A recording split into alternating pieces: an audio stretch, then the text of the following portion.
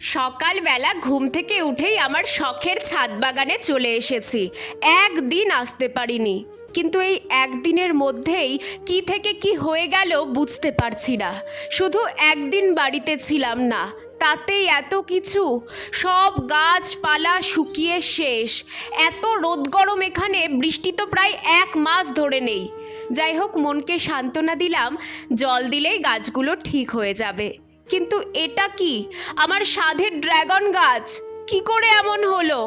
একটা মোটা ডাল কতটা ভেঙে গেছে, ওকে তো আমি বেঁধে দিয়েছিলাম। সেই দড়িটা ছিঁড়ে গিয়েই বোধহয় এমন বিপত্তি। যারা মনে করো ছাদ বাগান করা খুব সহজ, তারা সত্যিই ভুল, জানো তো।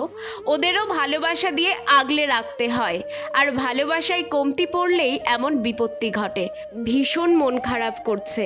তোমরা জানিও তো এই ভাঙা ড্রাগনের ডালটাকে নিয়ে কি করা যায়।